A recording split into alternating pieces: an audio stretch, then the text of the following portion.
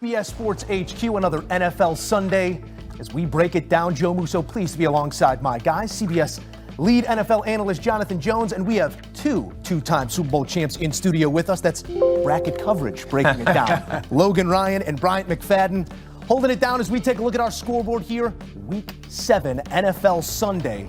It's been an exciting one, and we will dive right into the highlights. Raiders in the back out to Arrowhead, where we say hello to the lead analyst of the NFL on CBS. Tony Romo joins us now, also the observer of dynasties. Tony, you and I, we've talked plenty about this Chiefs team for the last half decade, but this version of them, this personnel grouping specifically, how did it allow Andy Reid and Matt Nagy to dial up the game plan today?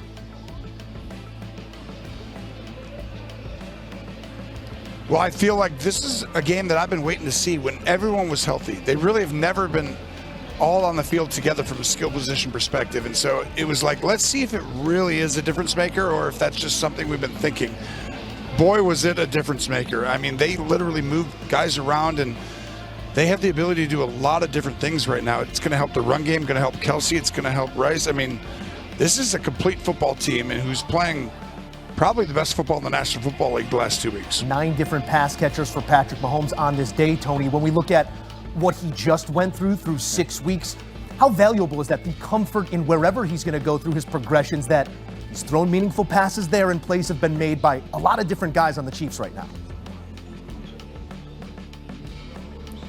Well, the biggest thing is you can get guys to do what they do best. So you dress it up, you move people around, and you make it look like it's exotic. But at the end of the day, you know this guy's really good at this. This guy's really good at this. And I think before they were kind of just putting the round peg, into the square hole kind of a thing, or whatever, square into a round. But that now they don't have to do that. They know this guy does this well, so you just go ahead and put him in that position. And I feel like you're seeing them really take off because now Mahomes trusts everybody and his rhythm.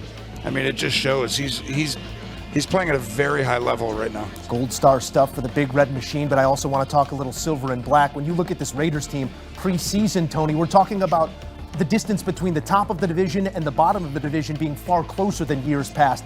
We see the canyon that still exists on this scoreboard. What do you make of this Raiders effort through 7 weeks now? Yeah. Well, there's two things. I think the tape shows that there's subtle improvement here and there, but they're not near the standard of the top teams yet, and that's going to take time. They've got a lot of young guys who got to learn the system. Pete's got to really implement his whole, culture and just his vision and, their template of what they're going to do. And I think they'll get it right eventually. But right now, they don't have enough good players. And when a team like that has the injuries they have, you really can't compete against a team like the Chiefs who are coming in at their best. And to me, that was the difference today. It was like, let's get rid of all their good players on the Raiders and be like, go compete, while the Chiefs have their best players. That's not really possible. A world between them right now. Tony Romo, appreciative of the call and your time always. We'll talk to you soon. Thanks. Appreciate it. Jim Nantz, Tony Romo, Tracy Wolfson continue to detail the world's dynasty. You wanted to put him to sleep?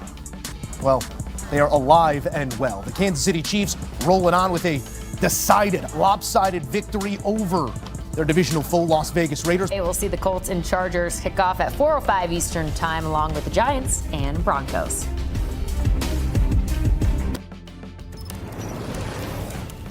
We've got a big game in the NFC East between two rivals later on today. It's the Commanders on the road, traveling to take on the Dallas Cowboys. Washington without a few big names in this one. That includes Deebo Samuel. Meanwhile, the Cowboys, though, get that guy back, a huge piece in CeeDee Lamb.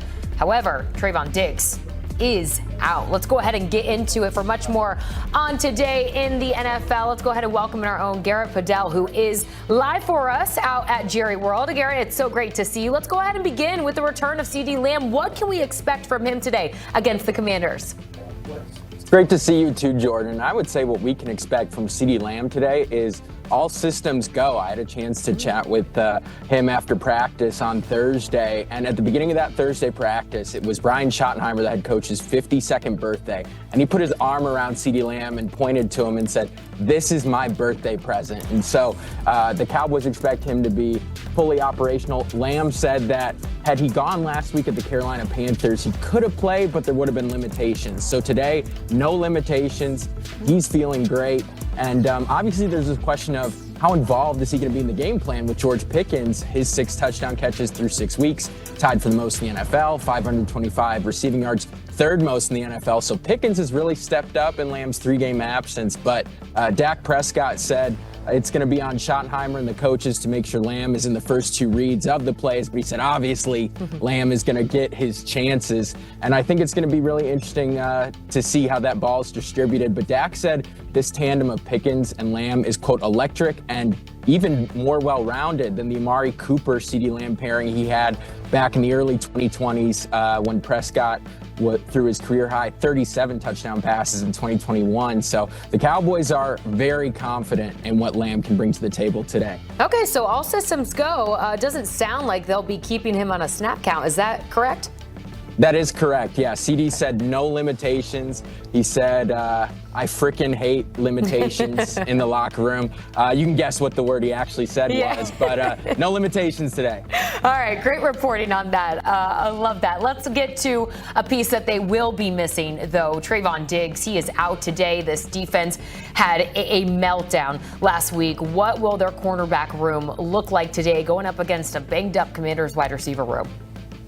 Yeah, I think you hit it there at the end of your question, Jordan. I think it's very fortunate for Dallas that Terry McLaurin and Deebo Samuel won't be out there today. The Trayvon Diggs situation is still kind of murky. Brian Schottenheimer walked into the press conference room on Friday in what appeared to be a jovial mood, and then he said, hey guys, I've just got a quick announcement. Trayvon now has concussion-like symptoms after suffering an accident at his home on Thursday. There's no legal situation here, but Trayvon Diggs, will be out today. So Kyer Elam is going to take his place in the starting lineup. And Elam, he was a former first-round pick, 2022 with the Buffalo Bills, traded to Dallas in the offseason.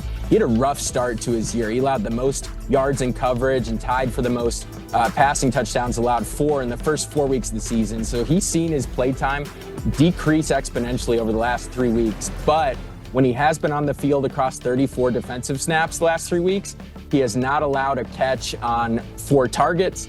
So, improved play for him the last few weeks, but it's going to be Deron Bland, the 2023 interceptions leader, as one outside corner, Elam as the other outside corner, and then Reddy Stewart, who's been steadier for them in that nickel spot inside this week for Dallas. And no McLaurin, no Deebo. Perhaps this is the week that the NFL's worst total defense picks it up a little bit. Yeah, Dallas fans love to hear that. Some great insight from you, Garrett. Always great to see this one gets underway. 4:25 kickoff from Jerry World.